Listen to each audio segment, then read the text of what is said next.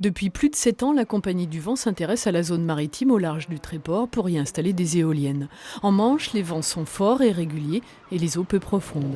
Et invariablement, depuis plus de 7 ans, les pêcheurs du Tréport s'opposent à l'implantation d'éoliennes au large de leurs côtes. Quand le premier appel d'offres de l'État avait été déclaré infructueux en avril dernier, parce que le coût de production proposé par l'opérateur était trop élevé, les pêcheurs y avaient vu comme un répit. Ils veulent mettre des éoliennes dans notre zone de pêche.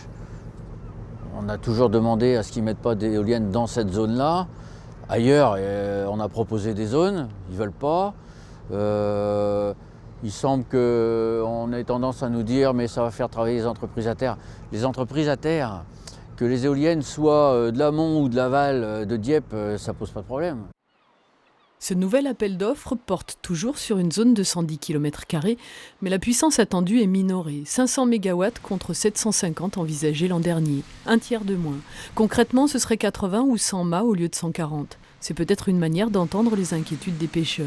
Mais cette baisse de puissance provoque une déception du côté des élus verts de Picardie, qui attendent une forte activité en sous-traitance et en formation pour la maintenance. La Picardie soutient des entreprises qui se développent dans le secteur éolien, qui se diversifient là-dessus, comme Mersen à Amiens, ou des entreprises qui font des résines, ou qui font des vérins hydrauliques, qui sont dans la région, des mâts aussi. Donc voilà, c'est plutôt des composants des éoliennes qui vont être produits, de la recherche aussi. L'Université de Picardie travaille sur des systèmes de commande à distance. Reste une question majeure, la situation de la zone.